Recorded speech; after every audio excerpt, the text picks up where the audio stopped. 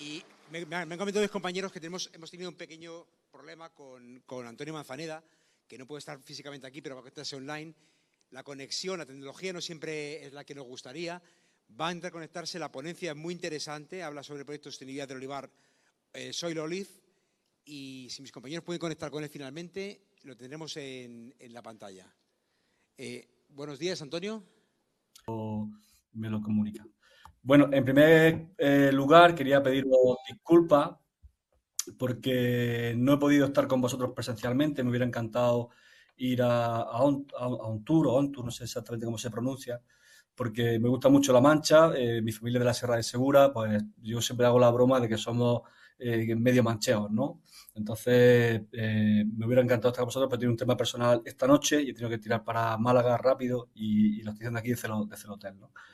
Bueno, pero con la ayuda de la gente de la UPA y de la gente que está llevando comunicación, pues seguro que lo podemos hacer, ¿no? Me gustaría hablar un poco sobre este proyecto europeo que versa sobre los suelos del olivar, que es el proyecto Soil Olive, ¿vale? Bueno, voy a presentarme, soy Antonio Manzaneda, trabajo en la Universidad de Jaén, en el Instituto Universitario de Investigación de Olivar y Aceites de Oliva, ¿vale? Si podéis pasar la siguiente diapositiva, por favor. Vale. Una más, exactamente. Bueno, el proyecto Soil Olive es un proyecto de la misión Suelo. La misión Suelo es una misión muy ambiciosa que tiene por objetivo, bueno, apoyar a la Unión Europea en todo lo que se llama el Soil Deal for Europe, que es, bueno, el diagnóstico, la restauración de los suelos europeos, y ahora os comentaré que ha sido una herramienta principal para todo el desarrollo de las leyes, de la directiva de suelos que viene, ¿no? Que es una cosa que pues, también tendremos que poner atención y que probablemente, bueno, pues que requiera también un apoyo por parte de las asociaciones agrarias para hacerles llegar esta información a nuestros agricultores, ¿no? Es un proyecto que empezó en enero del 2023 y acabará el 31 de diciembre del 2027. O sea, estamos a mitad de camino, ¿no? Y bueno, está un proyecto 100% financiado por la Unión Europea a través de esta misión Suelo y está coordinado en este caso pues, por la Universidad de Jaén.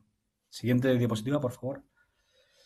Bueno, una cosa que siempre que siempre me gusta hablar en este tipo de foros y de charlas es hemos puesto la vista mucho en el cultivo del olivar y otros cultivos mediterráneos, en lo que es el agua, ¿no? Siempre el agua ha sido un problema, una preocupación constante. Sin embargo, y creo que todos podemos hacer esa reflexión, rara vez, o no tanto con la frecuencia que deseamos, hemos puesto el foco sobre el suelo. Y evidentemente es una parte fundamental para que nuestros cultivos estén saludables y se mantengan productivos, ¿no?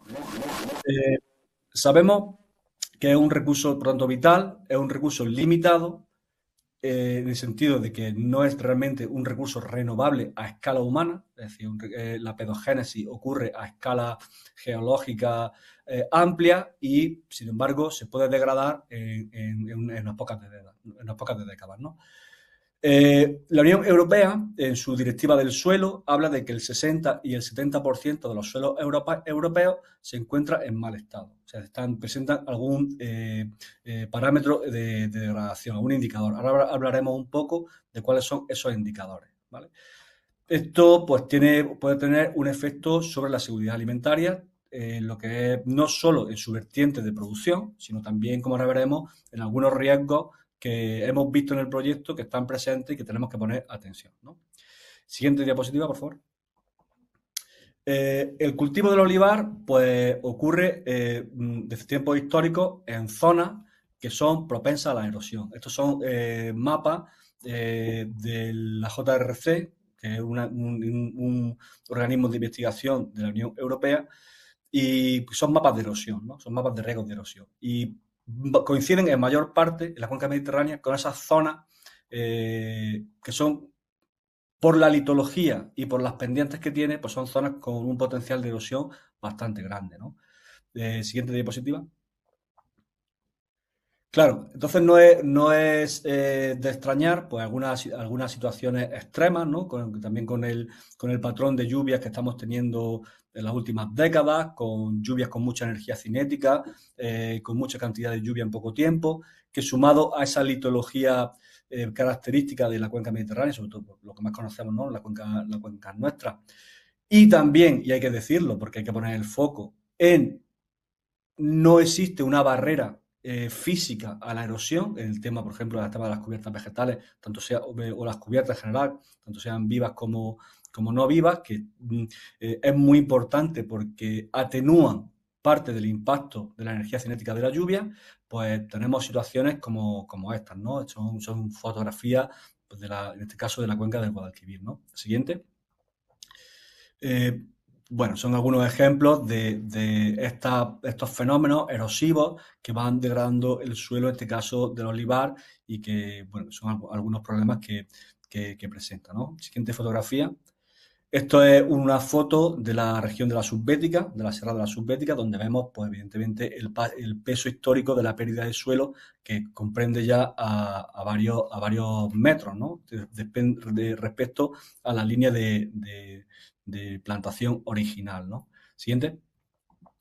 Claro, al final esto es una pérdida de suelo que está cuantificada. Esto es un trabajo que hizo el Instituto de Agricultura Sostenible del CSIC hace unos años y que puso algunos números a esta pérdida de suelo que tenemos en la comunidad, ¿no? Se habla de que entre 29 y 47 toneladas de suelo por hectárea y año, pero algunos estudios han elevado esa pérdida hasta las 455 toneladas de suelo perdido por hectárea y año.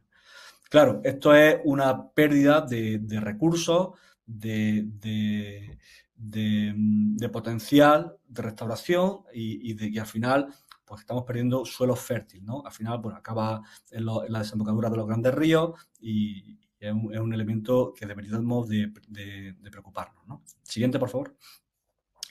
En estos contextos, pues aparece la Ley de la Vigilancia del Suelo, que está en su fase final de aprobación. Sabéis que la aprobación de las directivas europeas son largas, es un proceso muy largo, muy tedioso. Y en este caso, la Ley de Vigilancia del Suelo sale en breve y con una serie de descriptores, de criterios para mantener las condiciones de los suelos sanos y también pues para el tema de la restauración de estos suelos y el potencial, ¿no?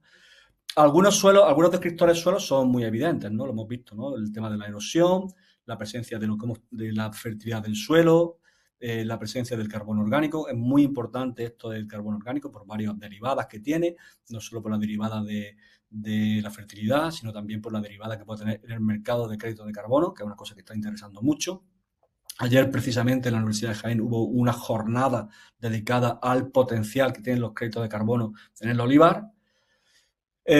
También, pero no, aparte de esta valorización adicional que podemos esperar, si somos capaces de incrementar el stock de carbono de nuestros suelos, también se está demostrando, y hay algunas evidencias científicas que dicen que los suelos con más carbono pues, proporcionan una mayor resistencia, en este caso a las plantas a los árboles que viven en esas condiciones con mayor materia orgánica, ¿no?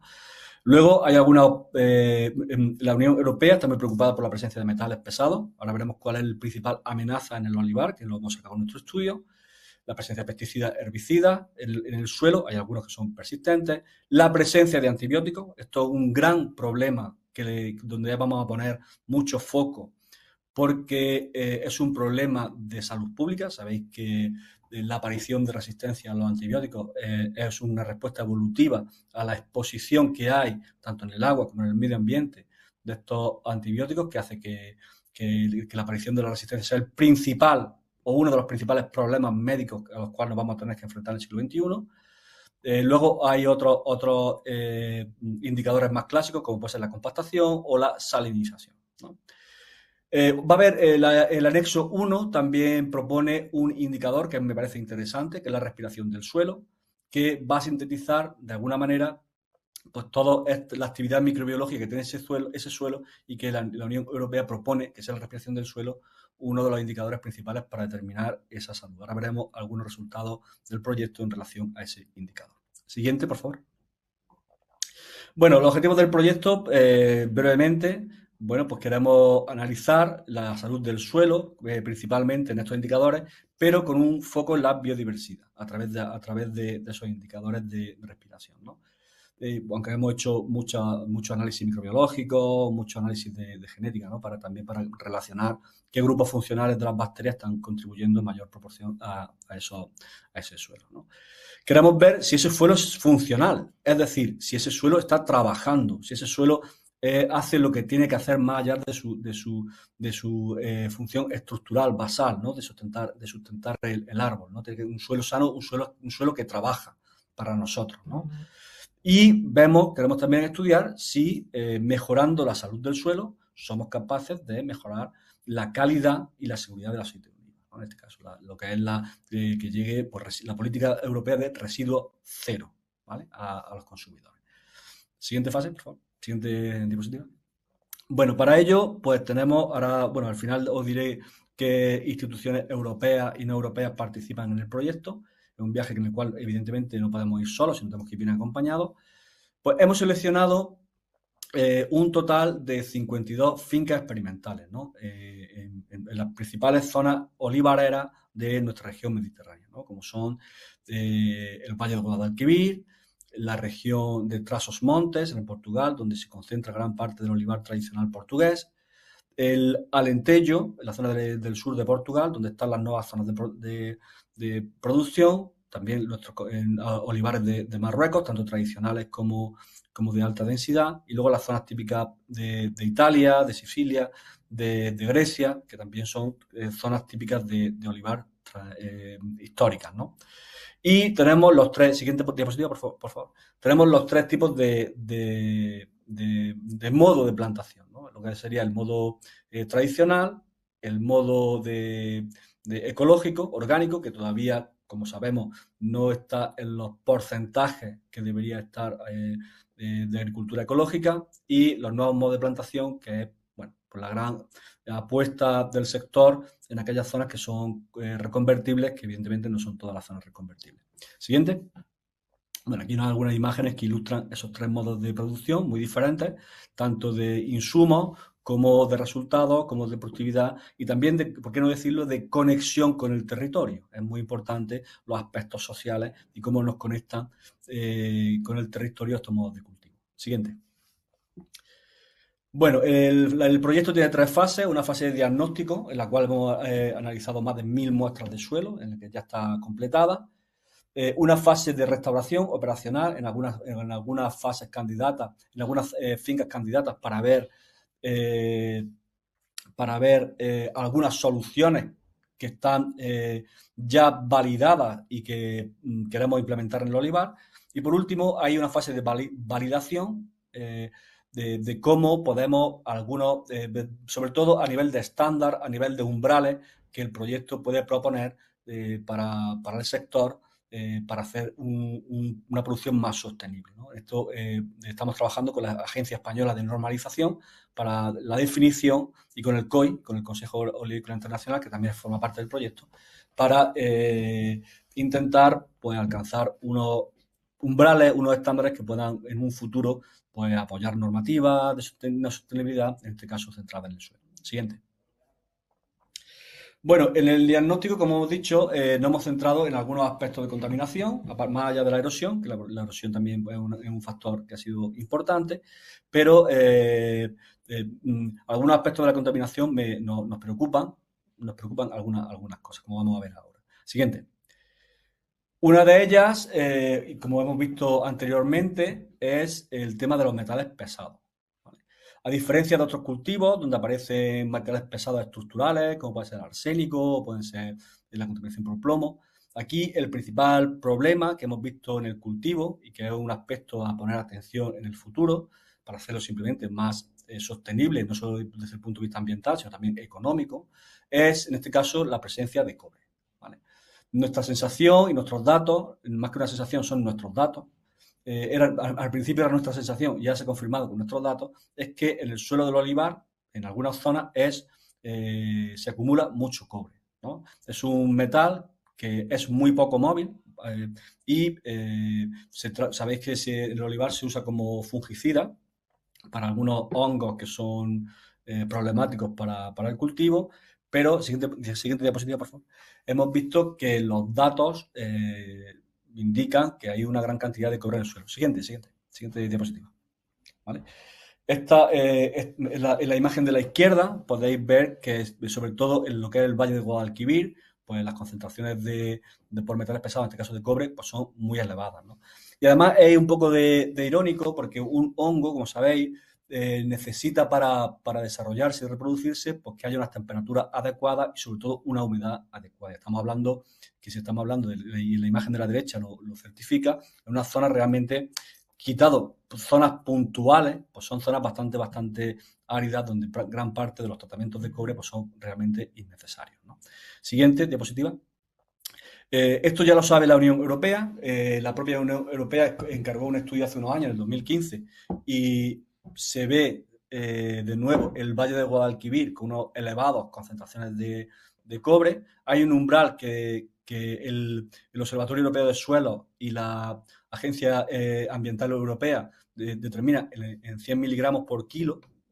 Y fijaros que en la parte esta del Guadalquivir, de la zona de Jaén y de Córdoba, pues tiene valores similares a otras zonas mucho más húmedas, como puede ser en la desembocadura del Ródano o toda la parte norte de Italia, donde sí realmente tienen problemas, sobre todo en el viñedo, ¿no? Pues son niveles comparables cuando las condiciones climáticas son mucho más áridas y realmente pues no hay una justificación más allá de las zonas endémicas en este caso de infección por hongos, ¿no? Siguiente.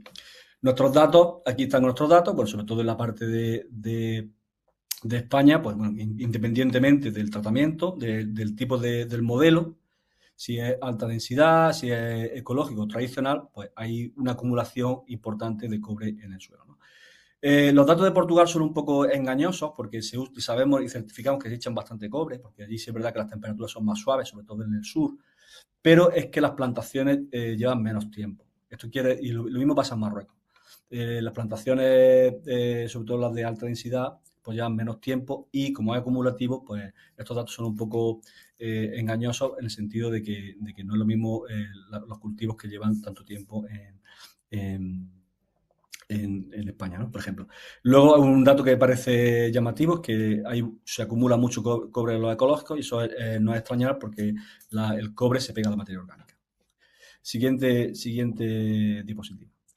No conocemos bien los efectos del cobre sobre la biología, es decir, del suelo, no sabemos bien los efectos sobre la biología. Sí sabemos que el cobre no tiene capacidad discriminatoria entre hongos que son patógenos y hongos que son simbiontes. Esto es un hongo simbionte que se llaman micorrizas, que hacen una simbiosis con las raíces de los árboles y son beneficiosos para los árboles porque ayudan a movilizar algunos nutrientes, por ejemplo, el fósforo, ¿no?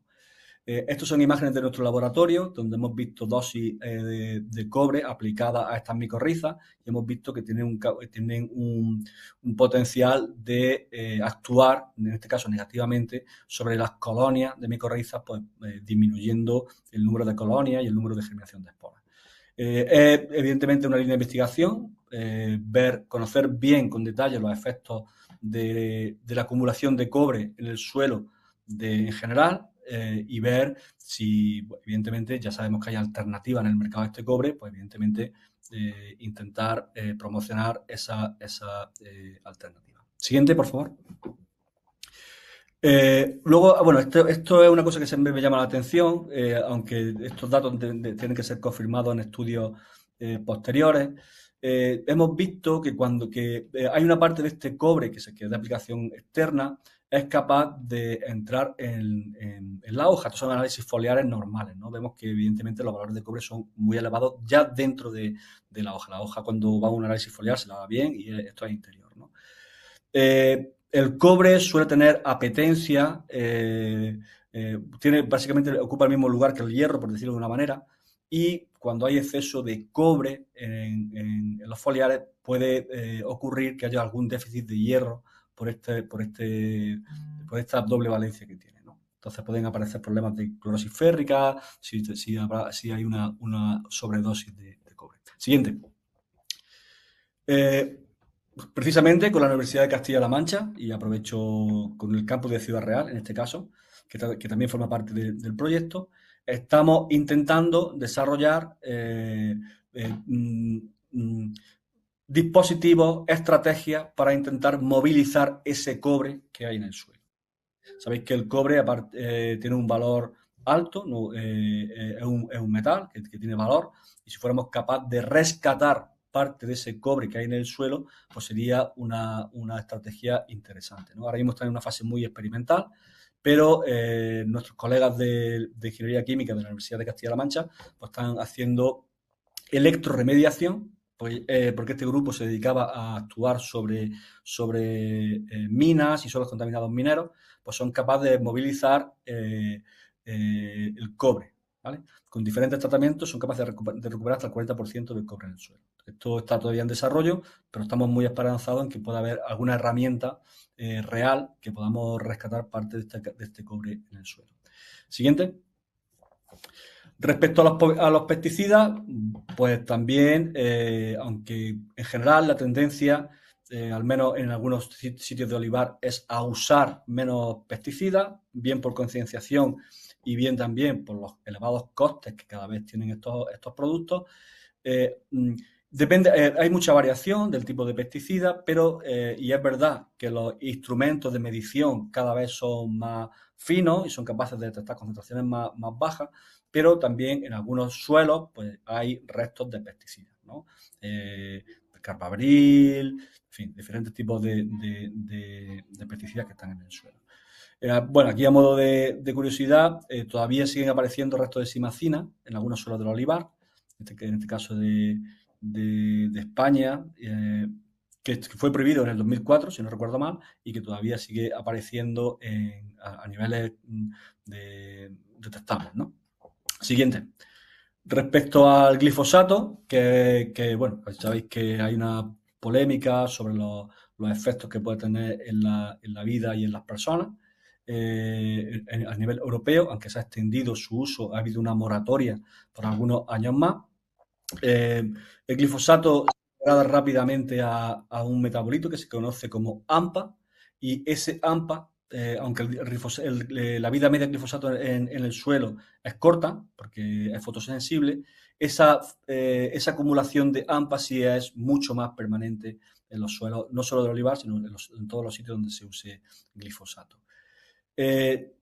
Y a diferencia del glifosato, en el que sí ha habido muchos estudios, no conocemos bien los efectos que puede tener el AMPA sobre la parte biótica, incluso en las personas. O sea, también, de nuevo, un motivo de preocupación y ocupación. Es decir, que necesitamos más investigación para saber esos efectos que ahora mismo no lo conocemos, ¿vale? Siguiente, por favor. Bueno, aquí están algunos datos. Evidentemente, fijaros que aquí en Portugal ya sí da la cara esta acumulación, en este caso de AMPA, ¿vale? Porque se usan, sobre todo en los nuevos modos de explotación, se usan bastante pesticidas, glifosato en concreto, ¿vale? En España, donde más llama la atención, pues como era de esperable, todavía son en las nuevas plantaciones de alta densidad, donde significativamente se encuentran las mayores concentraciones de eso. Evidentemente, lo que aparece en los orgánicos es por contaminación cruzada, ¿vale? Siguiente.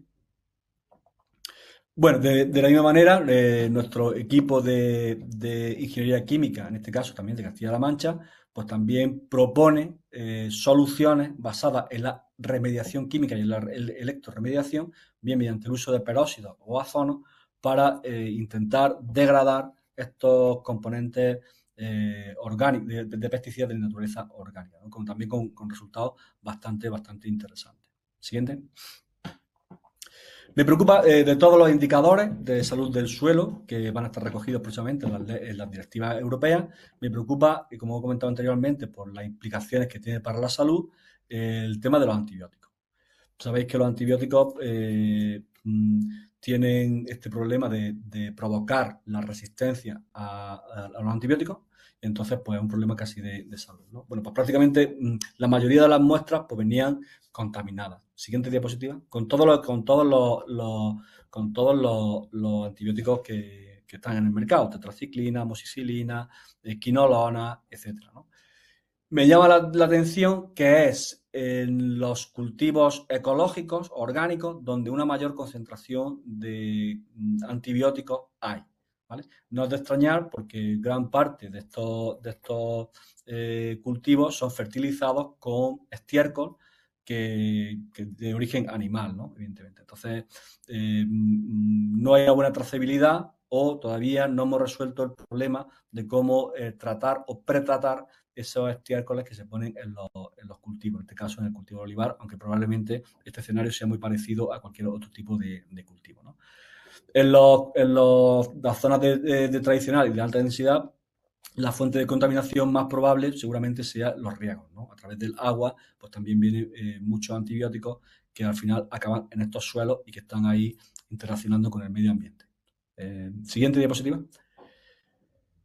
Bueno, como hemos dicho anteriormente, un indicador interesante en los anexos de la Directiva del Suelo es la respiración del suelo. La respiración basal del suelo básicamente hace referencia a la capacidad que tiene esa actividad biológica de estar trabajando, ¿no? Está trabajando, o sea, en sus metabolitos.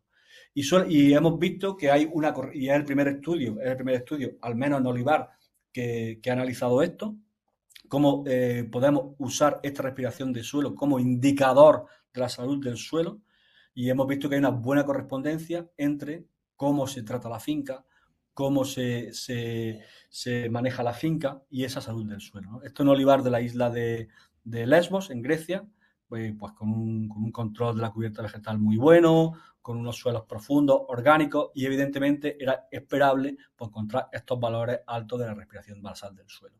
Siguiente diapositiva. Cuando nos vamos a un suelo más árida, con un manejo pobre de la cubierta vegetal, donde aparecen ya signos de degradación del suelo vía erosión, pues los valores de respiración del suelo son menores, ¿no? Evidentemente estamos en el otro extremo. Entonces, sí hemos visto que es un indicador muy sensible a estos manejos. Y probablemente, pues, no sería de extrañar que en los próximos años fuera un indicador que cualquier laboratorio, igual que hace un análisis foliar, hace un análisis de estructura y físico-química del suelo, pues también tienen que implementar estos valores, estas metodologías para medir la respiración basal del suelo, que hoy en día tenemos tecnología para hacerlo y además de forma muy sencilla y económica. Son análisis baratos, ¿vale? Siguiente diapositiva.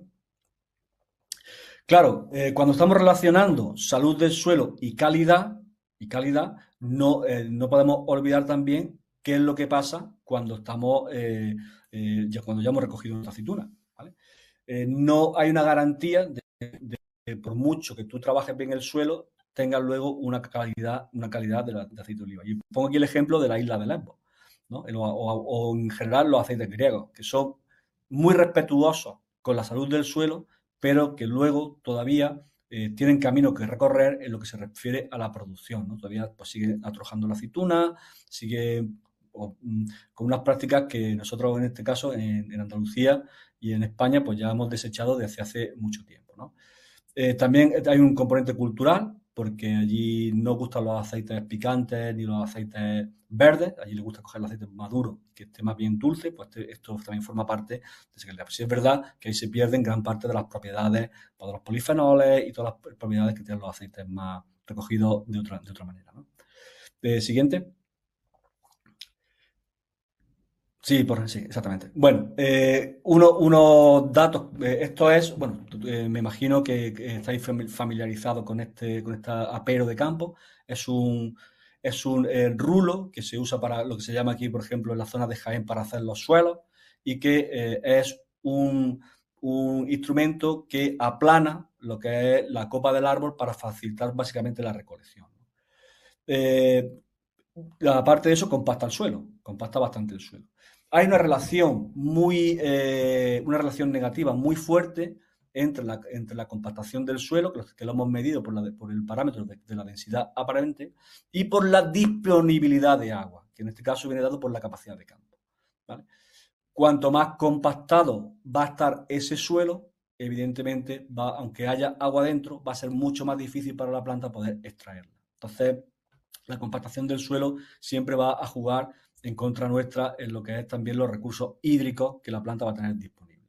Sin embargo, tiene un componente cultural muy fuerte, también está condicionado por la fuerza de trabajo que hay, que es poca, y por los métodos de recolección, pues basados en barrer la aceituna o en soplar la aceituna, que en algunas zonas del cultivo en el Mediterráneo pues están muy implantadas, como puede ser en algunas zonas del Valle del Guadalquivir, ¿no? Siguiente diapositiva. Bueno, son datos de compactación del suelo, que también están recogidos los umbrales en el anexo 1 de la directiva. Siguiente. Sí, siguiente diapositiva, por favor. Vale, aquí hay un pequeño vídeo, si le puedes dar al vídeo, por favor. Bueno, no sé si sabéis lo que es esto, pero yo siempre que pongo esta diapositiva, es de la diapositiva pasada, pues la gente se queda muy sorprendida de que esto sea aceituna. Es aceituna recogida en el suelo, ¿vale? En una cooperativa de Andalucía, ¿no? Pero es muy común. Evidentemente, estamos ante una práctica no sostenible, una práctica que no proporciona ningún tipo de calidad al aceite de oliva. Aquí solo se consigue aceite lampante para refinar, pero además tiene un efecto muy negativo sobre la salud del suelo. Si quieres, puedes poner los datos de la diapositiva. ¿Vale? El proyecto, no, seguimos con la anterior, por favor. Hemos visto que... ¿Puedes pasar una para atrás, por favor? Para atrás, para atrás. Vamos a la de para atrás, por favor. Ahí, que es que quería comentar algunos datos que hemos visto, ¿no? De esta recolección tardía, que prácticamente empieza en enero hasta el mes de marzo, nuestros datos indican que los camiones que hemos pesado, pues que básicamente solo un 40%, o incluso menos, de lo que va en los camiones de gran tonelaje, en este caso van a las cooperativas, solo tienen aceituna. Que como comento anteriormente, es básicamente para refinar, ¿no? Y un 60% es suelo, ¿vale? Y también con su materia orgánica. Entonces, evidentemente, esto es un proceso no sostenible. También tenemos que pensar en el riesgo de traslado de patógenos que tiene ese suelo, que luego hay gente que en las cooperativas se lo lleva para ponerlo en su suelo, que es igual sigue siendo un disparate. Y también los riesgos para las personas que están trabajando en las cooperativas, las almazaras, porque están expuestos a todas estas partículas que pueden estar contaminadas con pesticidas, que pueden estar evidentemente respirando partículas PM2.5 que son realmente peligrosas para su salud, ¿vale? Por tanto, estamos hablando de un proceso no sostenible desde muchos puntos de vista, ¿no? Más que prohibir, pues evidentemente habría que penalizar las propias almazaras, pues el no aceptar en gran medida traer la fruta, porque no deja de ser una fruta en estas condiciones, ¿no? Siguiente diapositiva. Bueno, eso respecto al diagnóstico. Desde Soil Olive, pues también queremos proporcionar algunas soluciones que estamos demostrando en campo, sobre todo en lo que son las enmiendas orgánicas. Evidentemente, uno de los grandes problemas que tiene el suelo del olivar en el Mediterráneo es la escasa materia orgánica que tiene, también por latitud, es un proceso también que es estructural en parte, otra parte es por la parte del manejo histórico, pero también es estructural, y tenemos que hacer más por mejorar el stock de carbono de nuestros olivares en el suelo, ¿no? Porque va a tener al final bastante repercusiones para nuestro cultivo y para la sostenibilidad, ¿no? Siguiente. Entre ellos, una solución que nos ha parecido llamativa es el uso del biochar. El biochar no es nada más que un carbón vegetal generado en pirólisis. No es una cosa novedosa, esto ya lo usaban los indios hace 1000 años, que ellos lo llamaban la terra preta, y que es un carbón estable, muy estable, y eso es muy importante para dedicar a las emisiones, y que tiene una muy alta capacidad de retención de agua, lo cual es muy interesante para nuestros propósitos.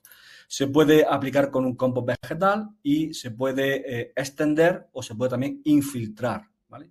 Esto de los infiltradores con biochar pues ha sido también muy, muy importante porque, siguiente diapositiva, estudios preliminares que se han hecho en Andalucía. Esto es un esquema de cómo funcionan estos infiltradores, ¿no? Basados en biochar, ¿no?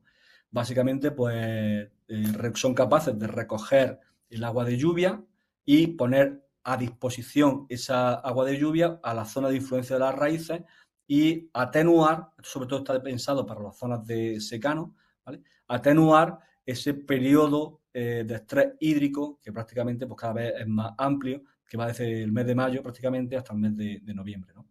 Que es un periodo cada vez más largo, que es justo en los periodos donde se está formando el fruto, ¿no? Aunque también en los riegos también puede ayudar a optimizar los riegos, porque sabéis que los riegos no son infinitos y con el escenario de sequía pues puede ser también un problema. Siguiente. Estos son los resultados que están publicados en la revista Geoderma, una de las mejores revistas de edafología del mundo, que es un estudio que se hizo en años sucesivos entre el 2017 y el año 2022. ¿Vale? Se hizo en Baena, en Córdoba, ¿no?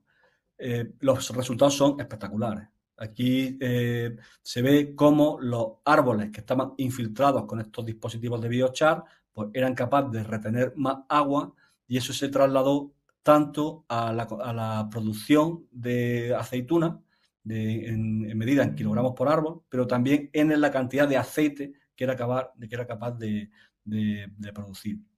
Fijaros que incluso en el año 22, que fue un año de sequía, pues los árboles infiltrados pues tuvieron cierta capacidad de producir aceite, de dar aceituna, ¿no? Es decir, son resultados muy, muy esperanzadores. Nosotros en Soil Olive ya hemos puesto infiltradores en varias fincas y se ha vuelto a pedir un proyecto para intentar ver si esto es escalable o no a gran escala, ¿vale? Estamos hablando que es un dispositivo que vale entre 8 y 11 euros, pero solo hay que instalarlo una vez en la vida porque el biochar es un compuesto muy estable y dura bastante y es básicamente eterno, básicamente. ¿Vale? Siguiente diapositiva, por favor. Bueno, estos son algunos datos preliminares del año. Estos son datos de solo un año. Esto está hecho en Cañete de las Torres, en Córdoba. Y hemos visto que la mejor manera del biochar tenga su aplicación, esto comparado con el extendido, es infiltrarlo. Realmente, cuanto más cerca de las raíces, pues más efectividad tiene. Y en este caso pudimos encontrar también una parcela de estudio hasta un 32% más de producción de aceite, ¿vale? En esta parcela experimental. Siguiente. Sin embargo, aunque esta tecnología, estos dispositivos nuevos nos pueden ayudar a mejorar la productividad y la salud del suelo, no hay que olvidarlo, sin duda la principal herramienta y la más barata es un manejo correcto y adecuado de las cubiertas vegetales. Esto es una lucha eterna, es una lucha de la cual llevamos hablando décadas.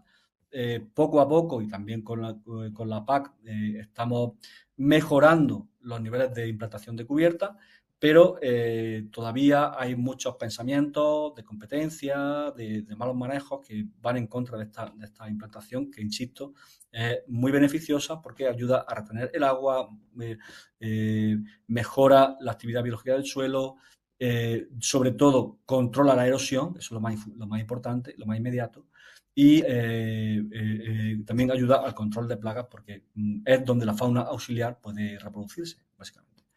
Siguiente diapositiva.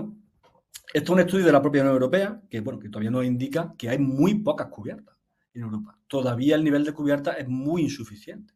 Es decir, aquí entran también los cultivos de cobertura y otras cosas, ¿no? Pero todavía estamos muy por debajo en lo que sería la implantación de las cubiertas, que también tendría un efecto muy positivo sobre los stocks de carbono y sobre el control del secuestro del CO2 atmosférico, ¿no? Siguiente. Ya sabemos mucho las especies que estamos manejando. Es decir, sabemos las especies, esto lo sabemos desde hace tiempo. Son especies que prácticamente en el mes de abril-mayo han terminado su ciclo vital. ¿Vale? Por eso ahora mismo el tema de las desbrozadoras puede ser un tema importante para manejar las cubiertas más que irse a un control químico, en mi opinión, ¿no? Siguiente. Bueno, se han desarrollado muchos tipos de cubiertas, ¿no? Incluso la propia Universidad de Jaén pues, tiene su propia cubierta protegida, que es de ciclo corto, ¿no? Siguiente. La restauración es posible, Esto fue una finca al principio del proyecto, en la comarca de la Loma de Úbeda, en Sabiote, en 90 hectáreas, nada más y nada menos. El hombre estaba muy preocupado por el destino de la finca en términos de erosión y biodiversidad. Y desde la Universidad de Jaén, en este caso, le ayudamos a restaurar las cubiertas, ¿no? Fijaros que simplemente con una siembra dirigida, porque el banco de semillas no era posible, porque estaba deprimido, ¿no? Tuvimos que hacer una resiembra de alguna especie, en este caso con gramíneas y algunas crucíferas, pues fue espectacular solamente con un evento de siembra siguiente. Y al año siguiente pues estaban ya súper implementadas y con un buen tratamiento, controlada, en este caso usó su desbrozadora, ¿no? Siguiente. Bueno, esto es los diferentes tipos de cubiertas que nos podemos encontrar. Algunas son gramíneas, siguiente. Otras son interesantes, como pueden ser las leguminosas, que nos van a ayudar también a meter nitrógeno en el suelo, o alguna crucífera. El proyecto tiene un impacto grande. Ya hemos tenido varias reuniones con la Dirección General de Agricultura y Desarrollo Rural, también en la red de EUCAP, con el Observatorio de Suelos, con el Comité Europeo de Normalización. También estamos trabajando, proporcionando información de primera mano de esto. Y lo más importante, en el proyecto también están las empresas. Las empresas es muy importante de cara a que llegue este mensaje a los consumidores finales, ¿no? En este sentido, bueno, pues estamos desarrollando el concurso Soil Olive, que vincula la salud del suelo y la calidad del aceite de oliva, que ya va por su segunda edición, ¿no? De cual con gran éxito entre los productores, ¿no? Siguiente diapositiva. Este viaje no podemos hacerlo solo. Este viaje es un viaje, el típico, hay una frase que me gusta mucho, que es que si quieres ir rápido, ve solo, pero si quieres llegar lejos, ve acompañado, ¿no? En este caso vamos muy bien acompañados, ¿no? Muchas universidades del Mediterráneo, el Consejo Superior de Investigación Científica, nos apoya también la propia Unión Europea, en este caso a través del JRC, el Consejo Oleícola Internacional, también está el Consejo Asesor del proyecto, la Agencia Española de Normalización. Hay hasta una universidad de Polonia. Diréis qué hacen aquí los polacos. Pues es muy importante también para ver los efectos genéticos de esos pesticidas. Y, como ya digo, pues algunas empresas, en este caso, pues de Olio, que es la mayor comercializadora de aceite del mundo, ¿no? Y con esto, pues estoy a vuestra disposición para la siguiente diapositiva. Estamos muy orgullosos con esta diapositiva porque esta es una imagen de Finca La Torre, un olivar que está en Antequera. Forma parte del proyecto Soil Olive y estamos muy orgullosos de ellos porque el año pasado ganaron el premio del Ministerio de Agricultura al mejor aceite ecológico. Y estamos orgullosos de que sea una finca de Soil Olive, ¿no? Y con esto pues estoy agradecido a esta oportunidad de poder contar el proyecto en este foro tan interesante. De nuevo pediros disculpas por no estar allí presente. Me voy a perder un buen vaso de vino, seguramente de manchego, y estoy a vuestra disposición para responder cualquier pregunta que me queráis hacer. Gracias.